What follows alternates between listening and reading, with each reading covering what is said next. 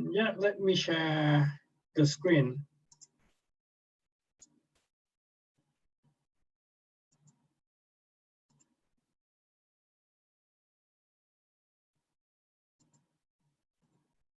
Okay, before this, in the first half of the class, we talked about the response to the impulse function, the direct delta function, which is the unit impulse, and also the impulsive function with the different sides of the impulse integral. And yeah, now we're gonna extend the idea of the impulse response to arbitrary input. How can we apply the idea of the impulse response function?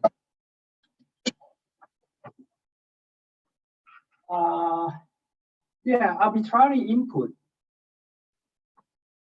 can be a kind of a force that vary with time, and it can be like non-periodic function, any type of function.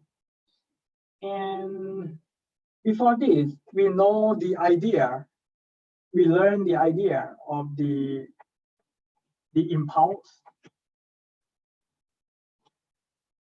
The idea of the impulse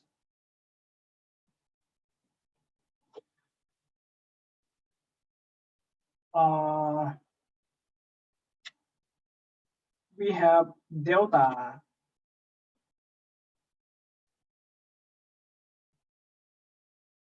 we may have a kind of delta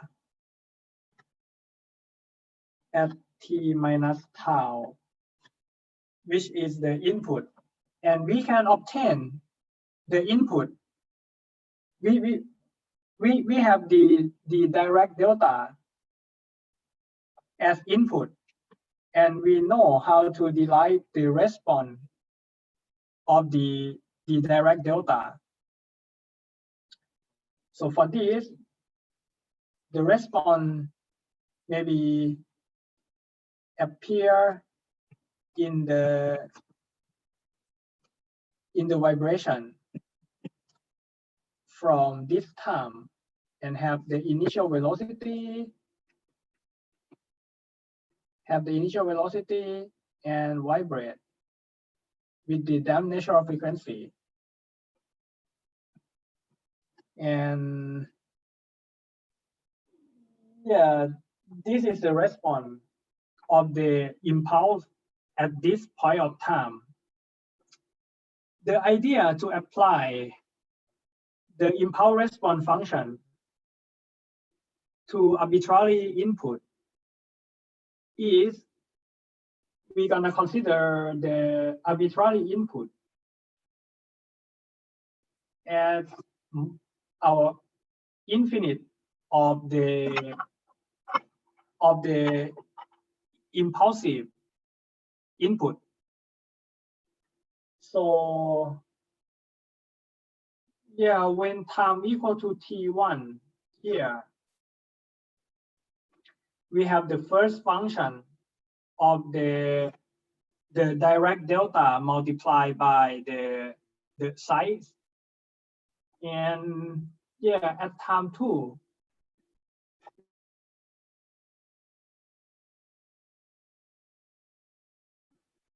okay, at time 2, we also have another impulse function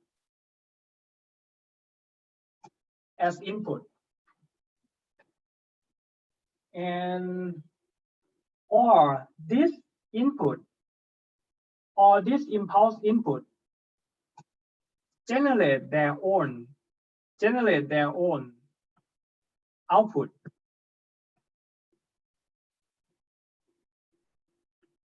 The input at time t1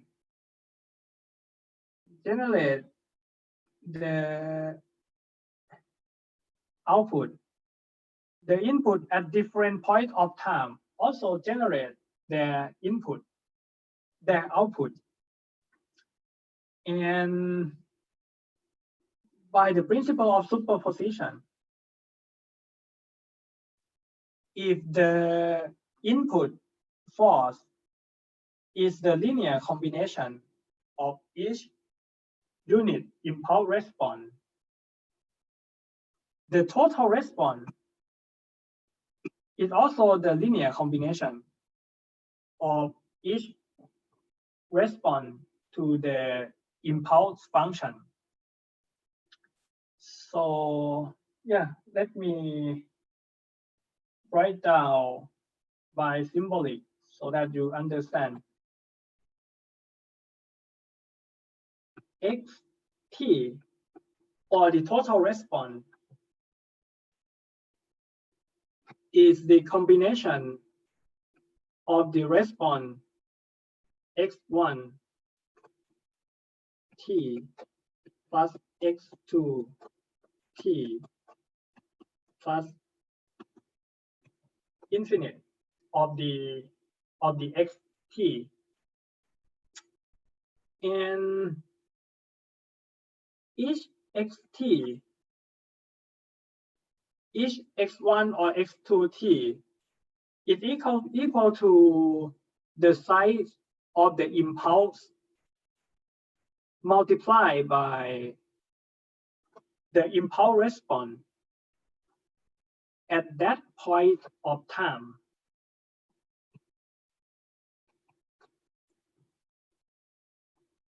So the first impulse response happened at T1 and have the size of I1. The impulse number 2 happened at the time T2, and the size is equal to the size of the impulse or the integral equal to I2. And we have the infinite number of the area. And we know that the impulse, the magnitude of the impulse is the area under the plot. So if the difference between time 1 and time 2 is very small, we can say that the area under the plot is equal to the magnitude of the force multiplied by the window of the time. And yeah, the impulse response that correspond to that time point. And for the second block, yeah, we still use the same idea. The impulse is the area under the plot of the force against time, but with very small window of the time. The force can consider as a constant force at that point, and the width of the window is delta t, and the impulse response that correspond to T2 is this one.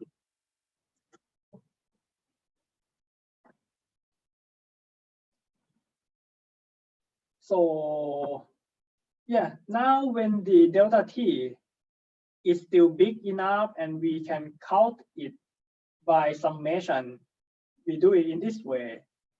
But if we want to represent xt in terms of the integral formulation, the xt is equal to the integral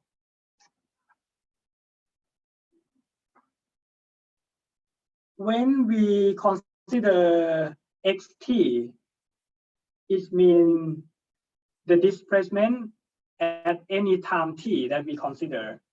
We should consider the effect of the impulse or the impulse before that time.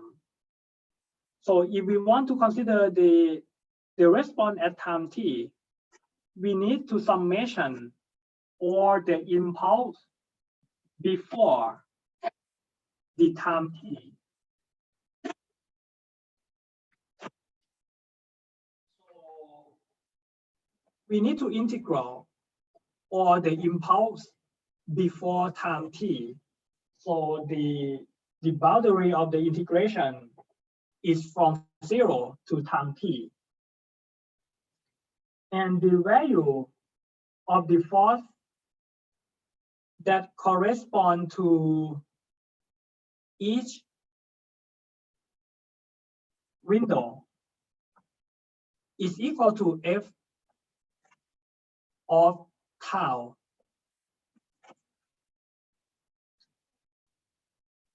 Tau can be T1 or T2 or T3 until infinite, and very small. The window is very close, but F1 is represented by F of tau. And the impulse response is also equal to the impulse response by the time shift. So as I mentioned, tau can be T1, T2, and T3. Very small, the point of time. Tau represent the point of time, T1, T2, T3, but it's continuous time. So it can be something like T 0.00001, T 0.0002, something like that, and it's continuous. So tau change continuously, but F is the F that relate to that point of time. And the impulse response, it also the impulse response that relate to tau, which is related to the t or the point of time, but in very small window. And yeah, the size of the window dt is very small. It should be dt, but we're gonna write it by d tau. D tau is also the meaning of the d tau and the dt is the same. It's on the axis of the time. And it's just different in this meaning.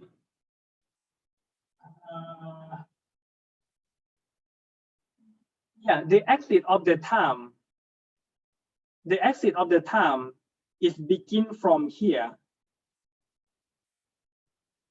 The axis of the time begin from time equal to 0 until time equal to infinite.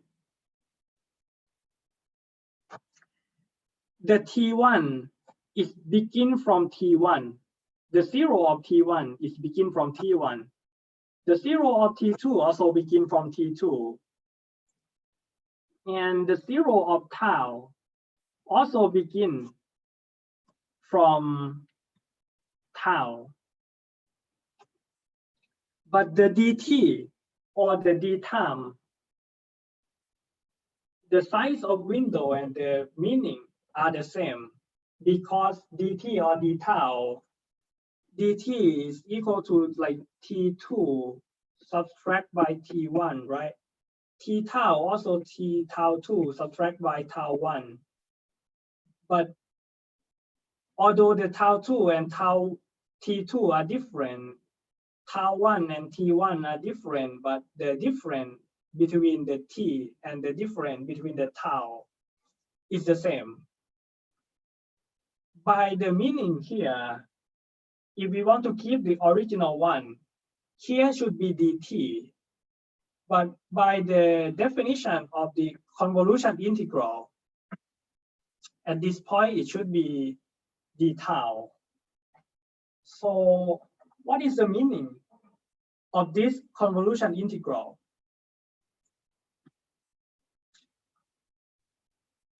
The x at any point of time t need to consider the effect of the impulse response from tau equal to 0 and tau change until tau equal to t. When tau equal to 0, it will begin from here, and then tau equal to 0, and then tau equal to 0.000001, tau equal to 0.000002. Yeah, tau will change until t by sliding the axis of the tau from tau 0 to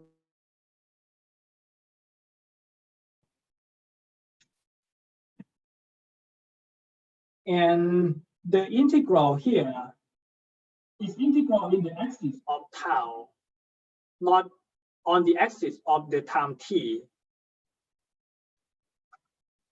We need to do integral of the force that relate to the tau multiplied by the impulse response of that tau. And yeah, finally we get the total response. Again, if you confuse in here, you should begin from the original derivation here and try to like do the step by step to make the understanding until we get here. And yeah, until now we know that although we have a complicated function of the force, but if we can still represent it by a mathematical model, we can obtain the response by the convolution integral. So yeah, for a kind of piecewise function, yeah, the function may be continuous, but it's a kind of piecewise function. For example, if the equation of motion, is mx dot plus cx dot plus kx equal to f1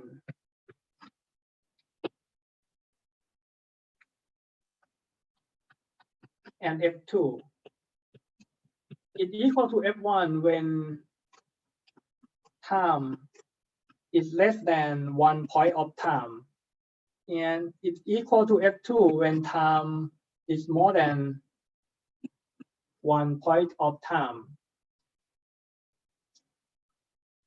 The response,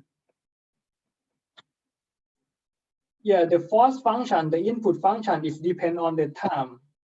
So the response also depend on the time. If the force function is just only one, it's simple. We can obtain it by the convolution integral here. So when time is less than t1, it's simple. We can use the convolution integral from 0 to t1. And the function is f1t. And the impulse response is this one, and the tau. and from 0 to t and less than t1. But for F2, the response should consider the effect of the force from F1 because the time is on the same axis. So the effect of the first force should appear in the second interval. But the limit of the time will change.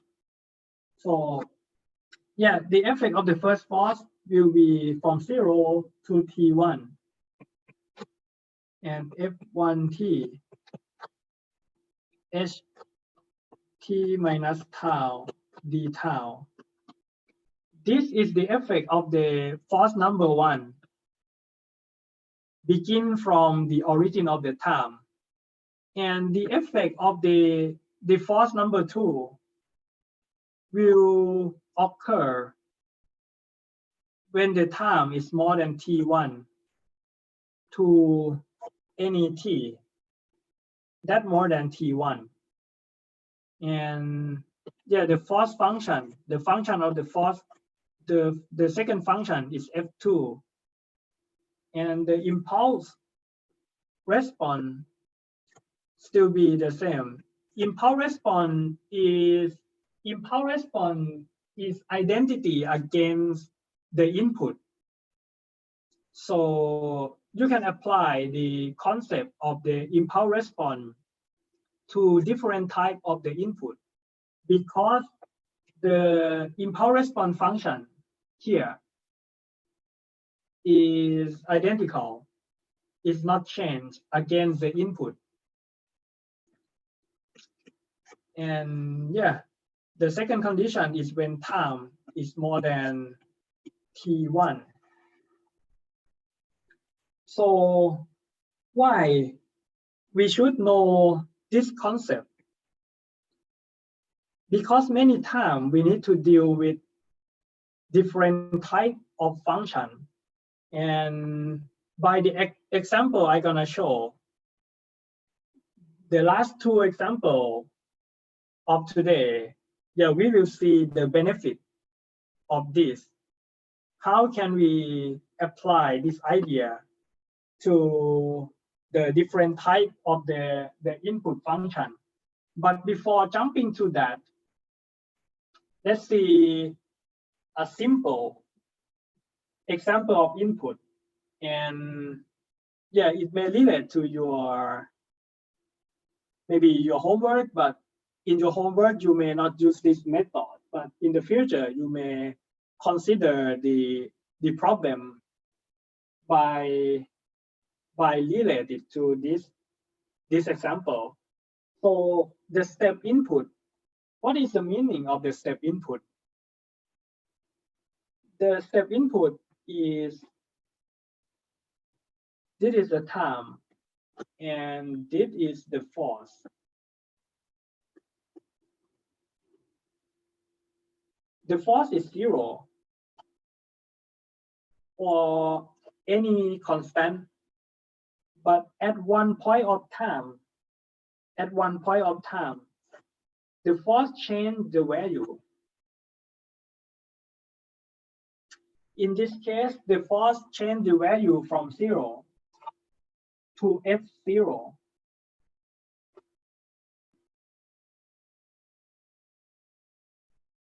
At time T0. This is step input. And the step time is like when time T equal to T0. So the equation of motion to this is mx plus dot plus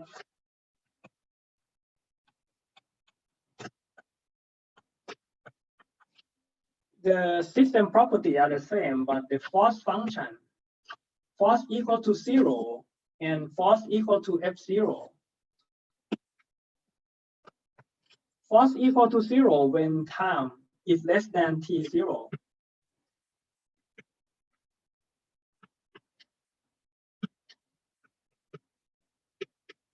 And when time is more than t0, the force shifts up to F0.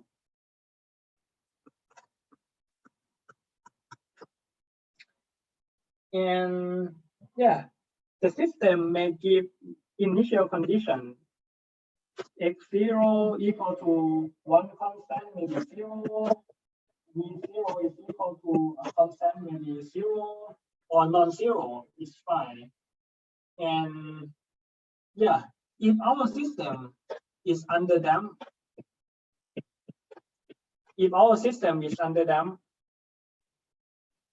actually it can be different type of the damp free vibration, but yeah, in this example, we assume the system is under damped.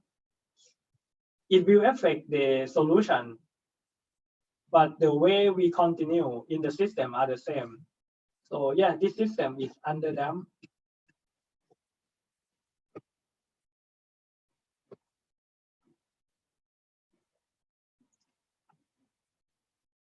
And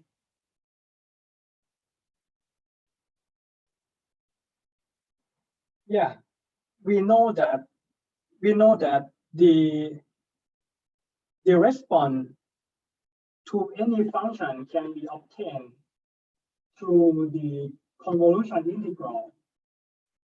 So in this case, we have only one function, and we're gonna apply the convolution integral.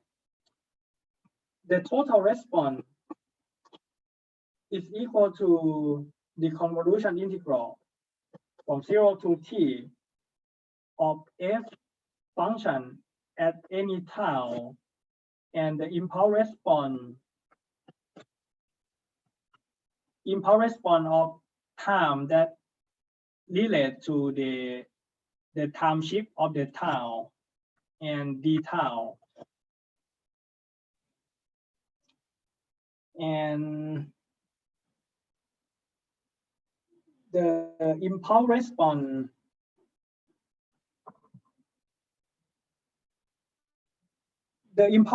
function is the same for under damped case, and it just depends on the system property. But the impulse response that we derive from here, the impulse response here,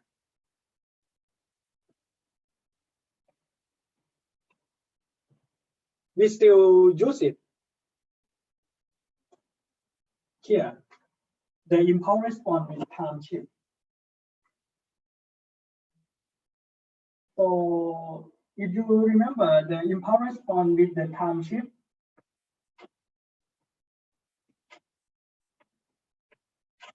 is equal to the impulse response here.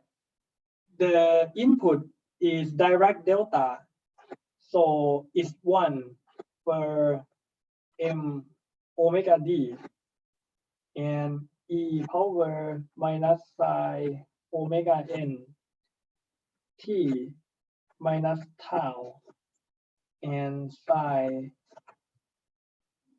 omega d t minus tau. This is the impulse response function. So impulse response function of underdamped system will be in this form. But if we consider overdamped or critically damped,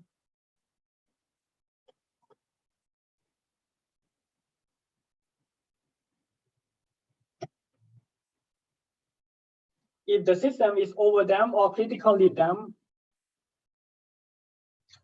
in this step of the root of auxiliary equation and the form of the solution will different. So don't worry if we have exam if we have this problem in the exam, it will be underdamped case, but please be aware that in the real application, if your system is in different case, we need to derive the impulse response for different case. And yes, now we have the H tau, and we also know that the total response can be obtained from the convolution integral. Although this input seems to be a piecewise function, is described by two different functions. But we're lucky that before time equal to t0, the input is 0. So it means that the output is also 0. The input before time t equal to 0 is 0. So before t0, the output also 0. And when we want to obtain the total response, we just consider the time that begin from t0. And the function that we want to apply here, we also lucky that the function value is just a constant. So yeah, the step input, the most basic form of input is the impulse, the unit impulse. And the second basic, we apply the idea of the impulse to the unit step, because the step function, the value of the input is constant, and it just begin from a point of time. So yeah, the xt for this input, instead of integral from 0, we know that before t0, the response doesn't change and no effect of the force. So we begin the integral from t0 and until time t. And the force function is just a constant f0. And yeah, the impulse response function ht minus tau is this one, 1 per m omega d e power minus psi omega n t minus tau psi omega d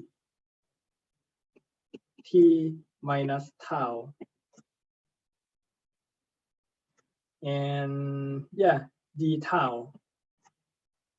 And we can bring out some constant. F0 is constant, m or the mass is constant, omega d of the system also constant. And also now the variable for the integral is the tau. The variable is tau, and the time t is also considered as constant. So we can bring out the time t from the integral.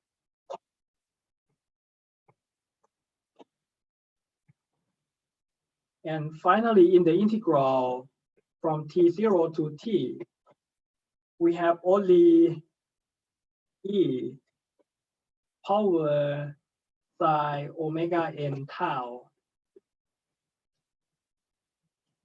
and psi of omega d t minus tau d tau. And yeah, to do the integral of this, to obtain the solution of this integral, you need to do the by-part integral. I'm not sure you guys want to see the derivation or not, but it will take time. So I will skip the derivation first, and I will continue it after we complete the next two examples. And if some of you guys want to leave the class during I derive the integral by part, you can leave the class. But if you want to continue with me, we can stay together. But in order that you can check by yourself the final solution after you complete the by part integral, the final solution of xt is equal to f0 divided by the k, and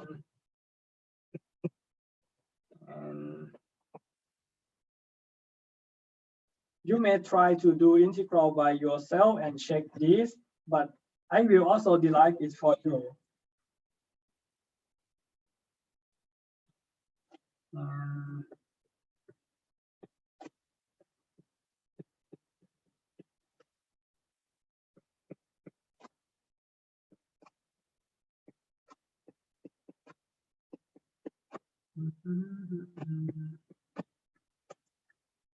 If you see here, we have the phase shift, because during the by part integral, it will appear in the form of sine and cosine of this, and we combine the sum of cosine. So we will have a phase shift. The phase shift is the arctan of this function.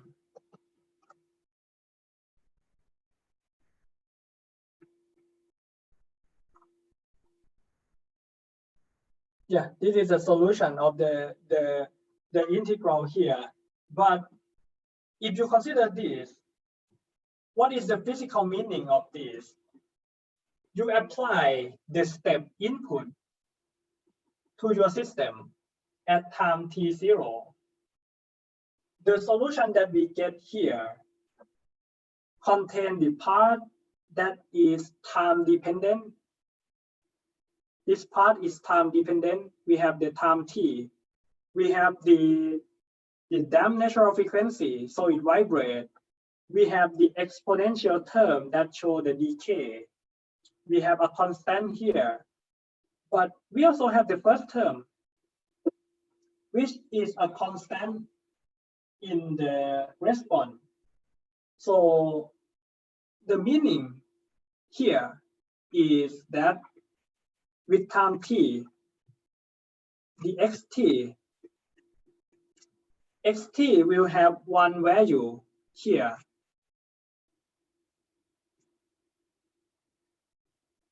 And yeah, when time is more than, maybe when t is more than t0,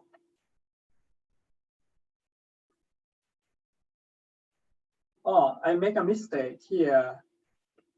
This is not tau, it's t0, which means the time that this unit step is the step function is applied.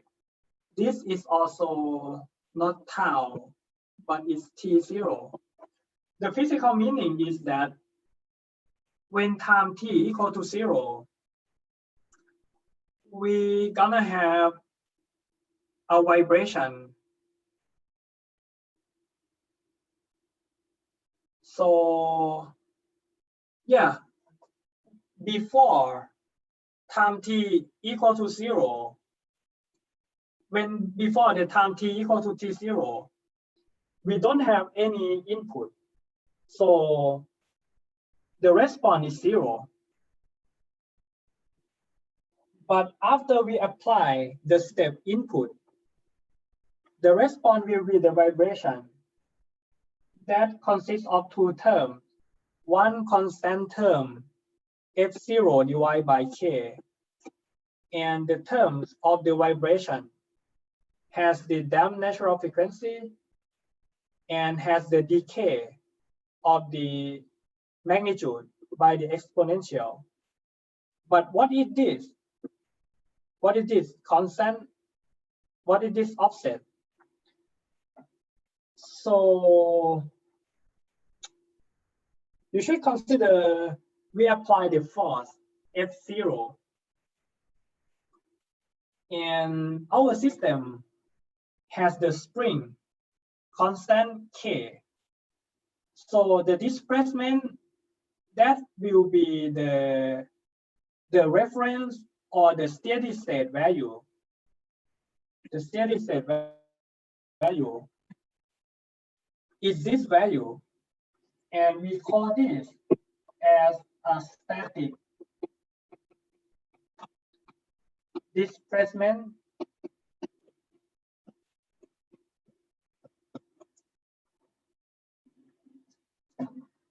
Okay, more example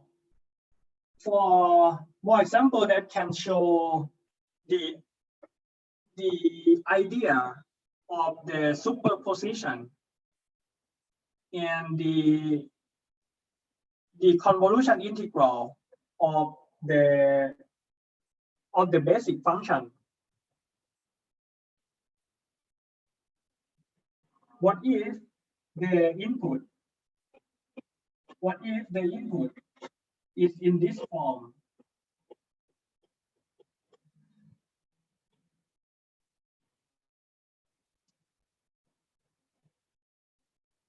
The input has a value of F0 when time equal to 0.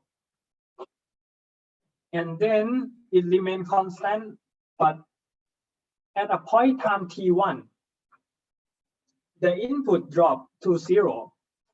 The input drop to 0. How can we apply what we already obtained from here? Oops, it's wrong page. I don't think I can copy this. Okay, I will draw it again. It should be in this page. I'm sorry. Okay, our input here, the force is equal to F0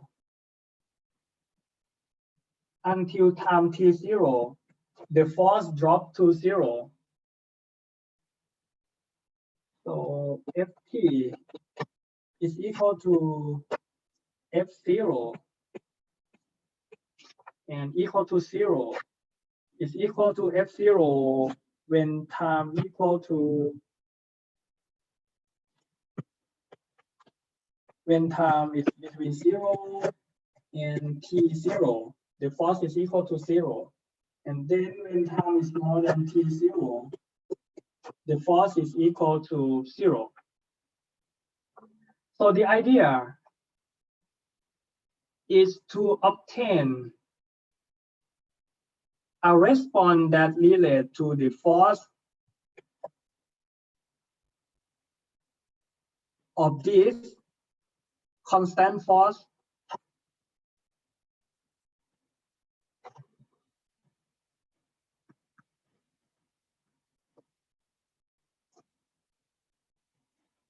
and minus by this, minus by this.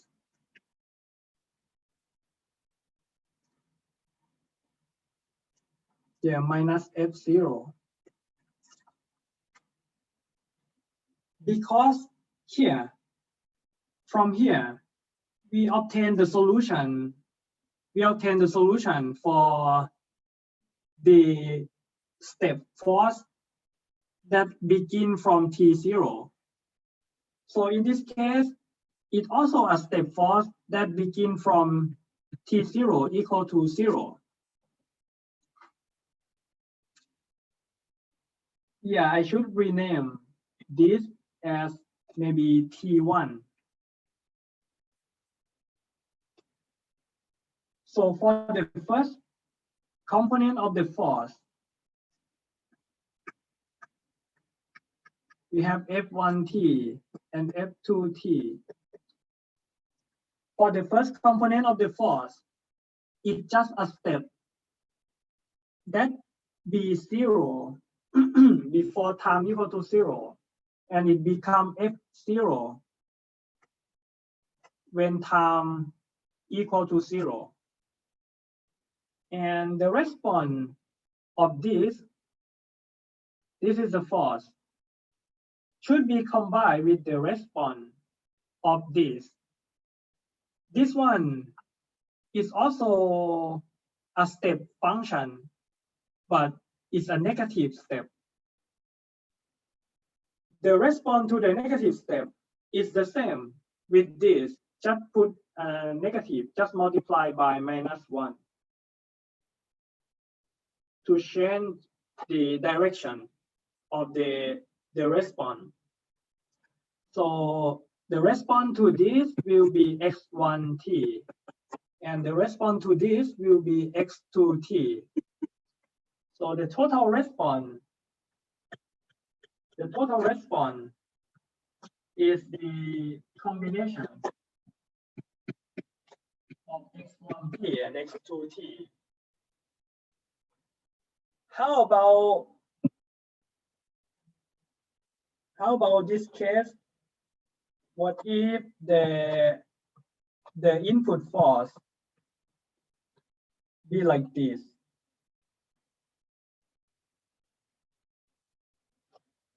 The input force is increased with time. The input force is increased with time and reach the maximum value of F0 at time t1, and then remain constant. So the function of the force is F equal to the slope of this is F0 divided by T1. And yeah, the slope multiplied by T. And after that, the force is constant F0. So when T is between 0 and T1, the force increase. And after that, the force is constant.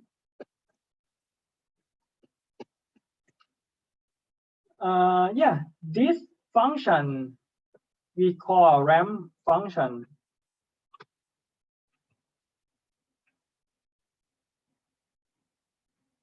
If the slope is 1, if the slope is equal to 1, we call a unit ramp.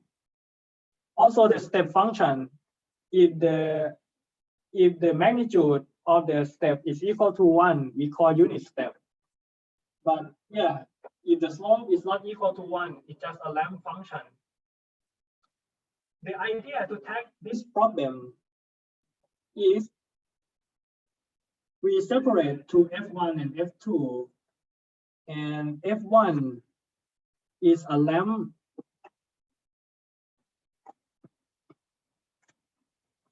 F1 is a ramp function, a continuous function.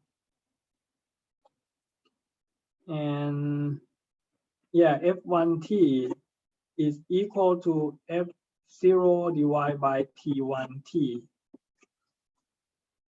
And it needs to combine with the second function.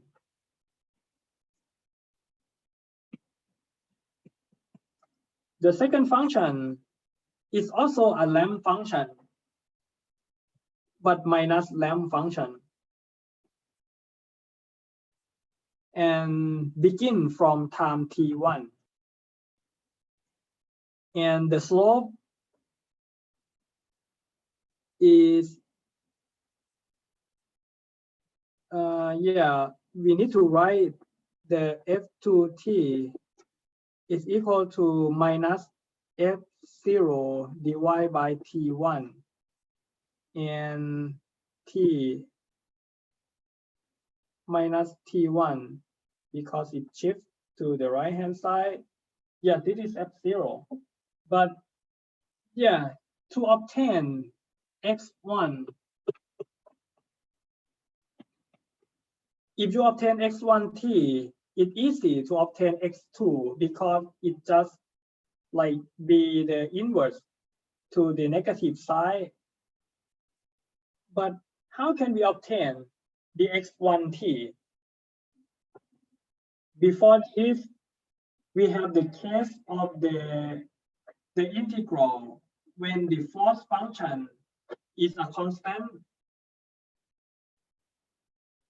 But here, you may need to play with a force function that increase with time t. So when you form the integral,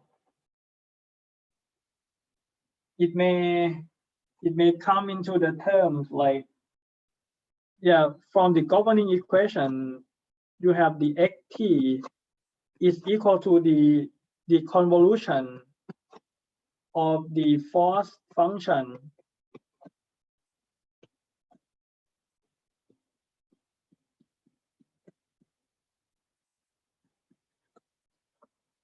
before this, your force function is equal to constant f0. But in this case, f tau should equal to f0 divided by t1 and multiplied by tau.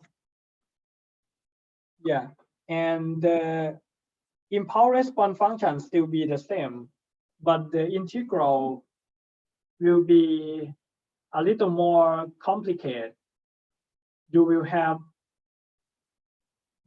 this, and you will have the exponential term, and you will have the sine or cosine function, and you need to do the integral, but it will be more complicated. And next week we will learn a tool that can help us solve this problem more easily, and also can apply to the MATLAB program. But yeah, just know that the direct method to obtain the response, it comes from this way. And next week, when I teach you the new method, you will compare the difficulty and you will select what you prefer. Okay, actually now is the end of the class, but as I told you, I will delete this for you so that if you want to review it after the class, you can find a way how to obtain the final solution here from this equation and do the by-part integral. So if you hurry and want to leave first, yeah, you can. But if you still have like maybe more 20 minutes, something like that, we can stay together.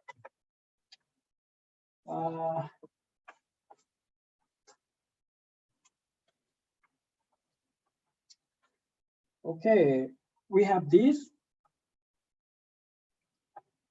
And I'm going to do the by-part integral for this, for just this term first. How can we obtain this integral? And maybe just the integral without the bound, just do the integral of e power and the sine function. Okay. Okay. So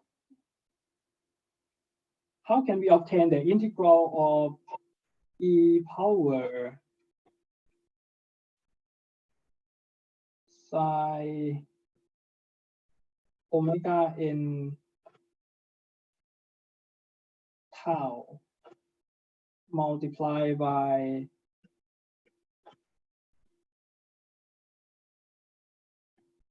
sine of omega d t minus tau d tau. how can we obtain the integral of this? So the by-part integral of u dv is equal to uv minus integral v du. So we need to pick some term and define it as u, and pick some term to define it as dv. So in this case, let me select u as a psi function of omega d t minus tau. So dv will equal to the e power psi omega n tau d tau. And yeah, by this, if we do the differentiation of du by d tau, we will obtain du. Yeah, we will dip this by d tau. So psi will be cosine, but by dip of omega dt minus tau, finally we will have the minus omega d. So we're gonna have minus omega d and cosine of omega d t minus tau. And how about the v? How can we do the integral of dv? So the integral of this, just e power psi omega n tau and divide by psi omega n. So yeah, the by-part integral of u dv is equal to uv subtract by integral of v du. So uv, u multiplied by v is e power psi omega n tau divided by psi omega n. And u is this one, psi of omega d, psi of omega d t minus tau.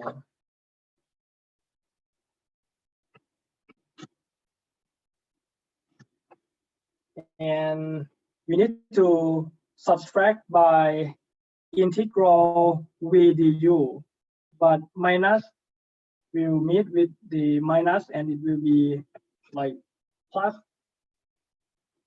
And the constant that we can bring out from this is omega d divided by psi omega n.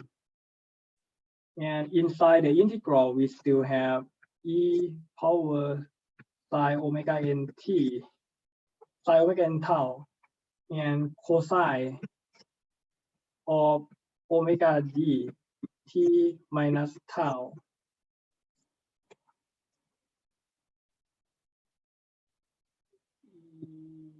Yes, so until now, it seems like this is what we need to find. But we do the first by part, we still get the similar term, but it still appear in the terms of cosine, not sine. We need to do again the second round of the bypass.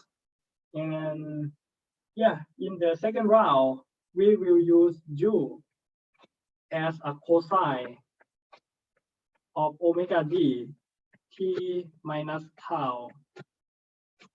And dv is the same with the previous one. dv is e power psi omega n tau d tau. And yeah, the du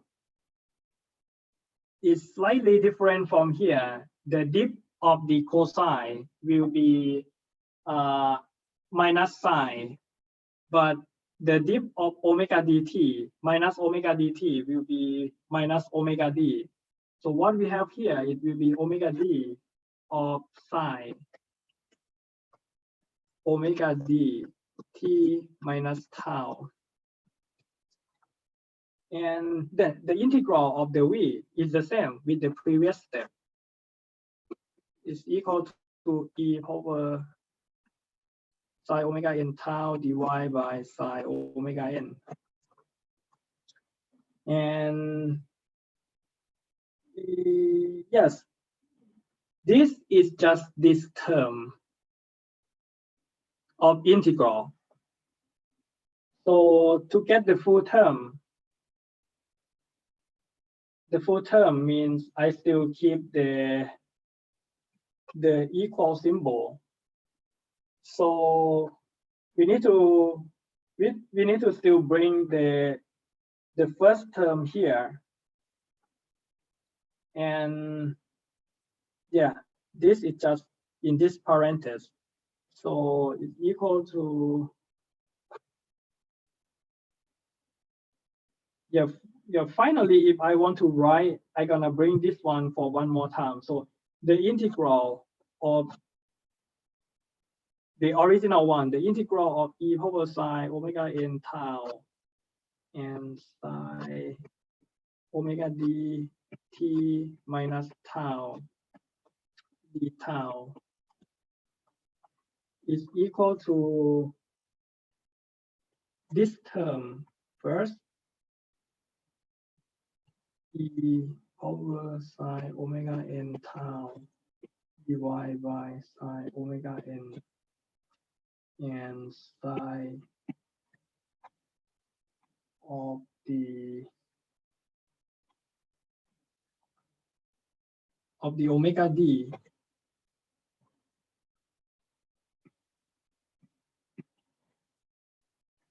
is this one, and t minus tau. And yeah, the second term, we have the constant here, omega d divided by psi omega n, and multiplied by the bypass integral in the parenthesis. The bypass integral is uv multiplied by v du. So it's better to write here omega d divided by psi omega n. And yeah, the bypass integral is u multiplied by v is e power psi omega n t divided by psi omega n and cosine of omega d t minus tau. And is that correct? Yeah, it's correct. And minus integral v du. Okay, I'm sorry, this is du. V uv subtract by integral v du. uv multiply, okay, and v du subtract by let's see, v du. Okay, v du is omega d divided by psi omega n, and the integral of e power psi omega n t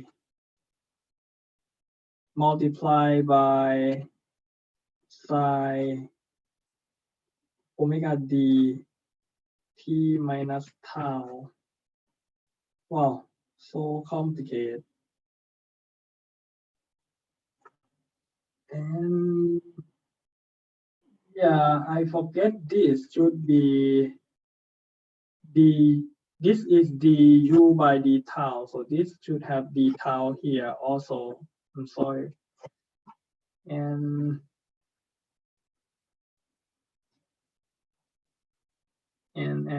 yeah, this is the tau.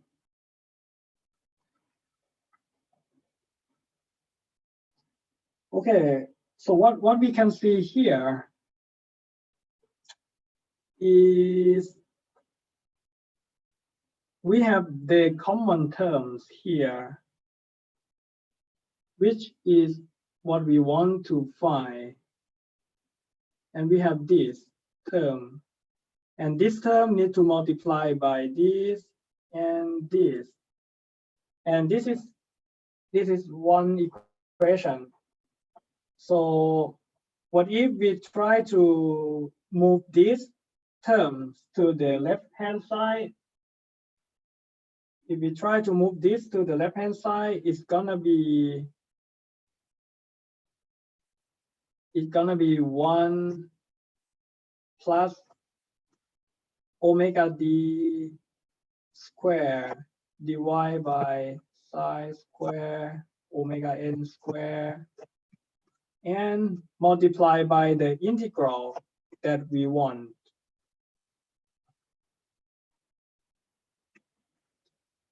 And will equal to this term in the sine and cosine term. This term in the sine and cosine term.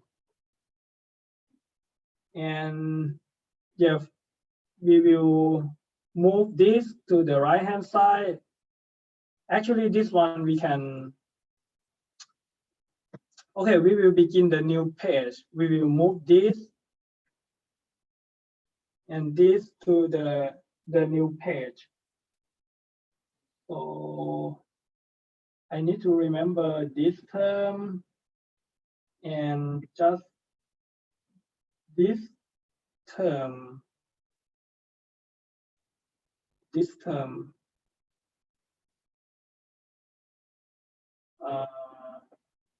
Yes, I need to remember. I hope you still can follow me, or later you can check it.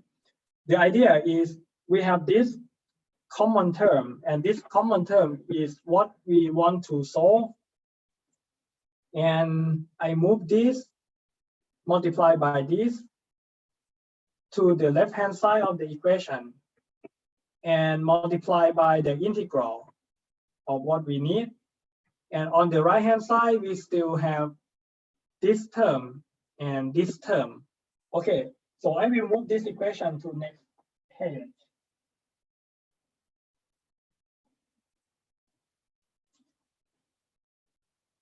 So on this page, we still have 1 plus omega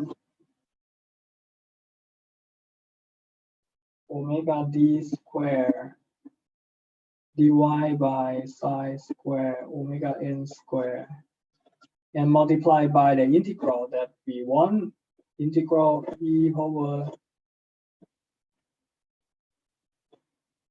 psi omega n tau and psi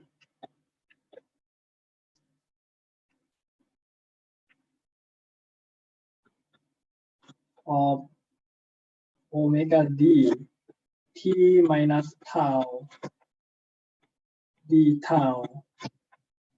And on the right hand side, this two term is here is equal to e power psi omega n tau divided by psi omega n and psi of omega d t minus tau and plus omega d divided by psi square omega n square. Yeah, omega d square, psi square, omega n square, and omega d multiplied by psi square, omega n square, and this multiplied by cosine e power psi omega n t cosine of omega d t minus tau. Yeah, it's like complicated, but no, how to say, I didn't see any book show this derivation, but if you want to read the book and understand, in this slide it may beneficial for you. But yeah, next week we will see a simple method, but I will try to complete this just in case you need to understand what you read in the book. But please not serious on this, okay?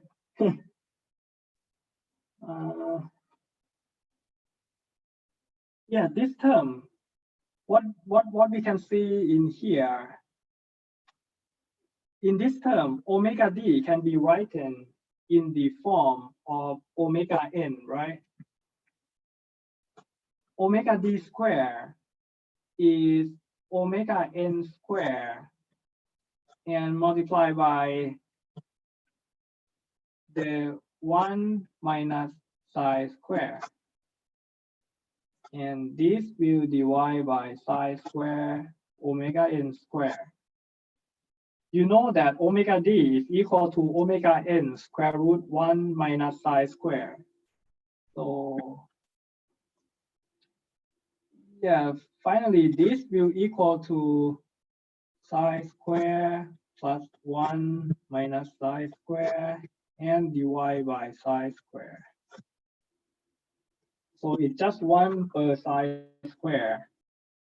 So finally, this integral that we need,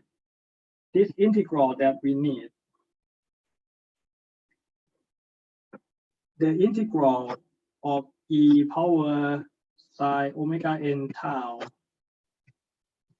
psi omega d t minus tau d tau is equal to, just multiply the right hand side by the psi square.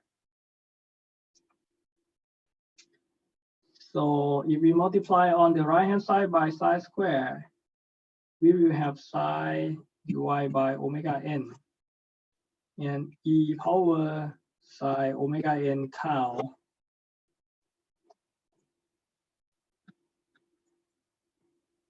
and psi function of omega d t minus tau.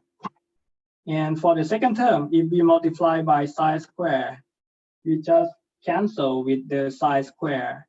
And omega d is also omega n square root 1 minus psi square. And we divide by omega n square, which is just omega n. And yeah, e power psi omega nt, e power psi omega nt, and cosine of omega d t minus tau. Can you see something here? This is what we want. And this is just, how to say, this is the common term, and multiply by psi and multiply by cosine. And from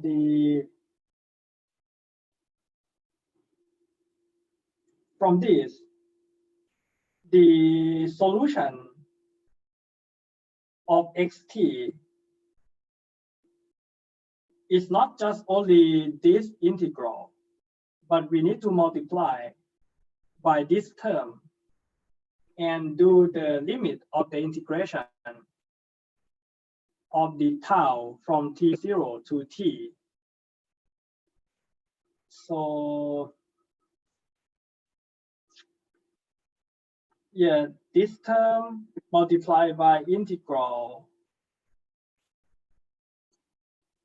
will be, this integral need to multiply by f0 divided by m omega d e power minus psi omega n t. And we multiply this by the integral that we need.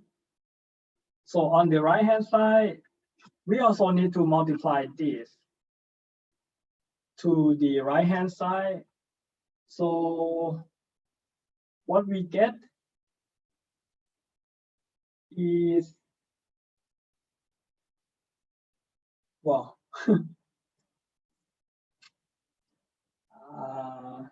let me check something. Wait.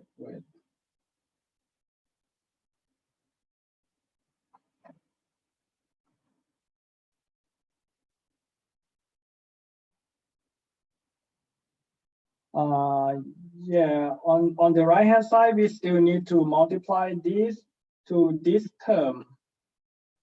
And the hint is,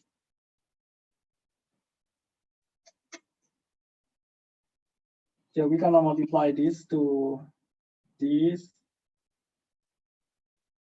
Wow, it's so complicated. Okay, I think it should be better for us if I prepare this derivation from here to here in the document form.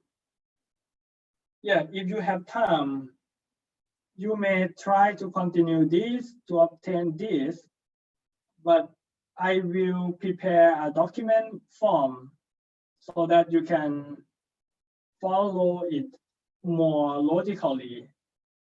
But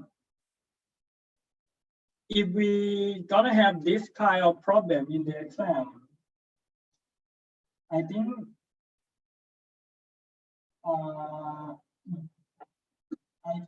you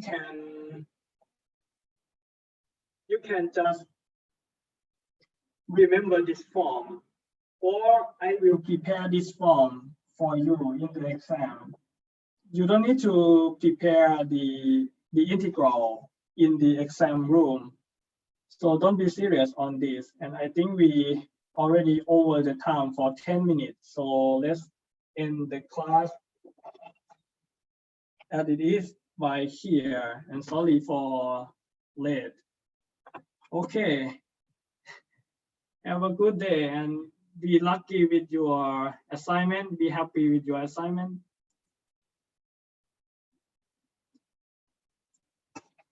โอเคนะครับ ขอบคุณครับ เจอกันอาทิตย์หน้าครับผม อาทิตย์หน้าน่าจะสนุกกว่านี้ เป็น MATLAB กับเป็น Laplace Transform กับ Transfer Function ที่ง่ายกว่านี้ แล้วก็เอาไปใช้ได้จริง Long derivation won't be in next week so see you next week bye bye ครับ ขอบคุณครับ ค่ะอาจารย์ค่ะไอโค้ด MATLAB ครั้งก่อนคือพอไปลองทำแล้วมันเออร์เลอร์อะค่ะ มันติดตรงไหนอ่ะ ไอตรง ODE 45อะไรอะค่ะ อ๋อเราพิมพ์โค้ดตามผมเลยแล้วมันไม่ขึ้นหรือว่าไง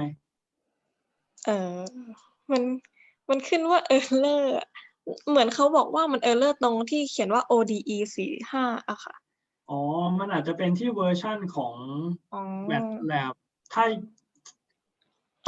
ได้ค่ะเพราะหนูทำใน iPad ก็เลยเดี๋ยวลองไปทำในคอมดูอาจจะได้เดี๋ยวลองไปเช็คในคอมพิวเตอร์อีกทีแล้วก็ลองเช็คกับเพื่อนๆดูว่าเพื่อนๆคนอื่นมีปัญหาไหมถ้าเกิดเป็นเราที่มีปัญหาคนเดียวทำในคอมแล้วถ้ายังไงลองส่งโค้ดของ Error มาให้ผมดูอีกทีว่ามันแจ้งว่าอะไรโอเคขอบคุณค่ะอาจารย์แต่ไปลองในคอมดูก่อนนะสู้ๆครับขอบคุณค่ะสวัสดีค่ะครับสวัสดีครับ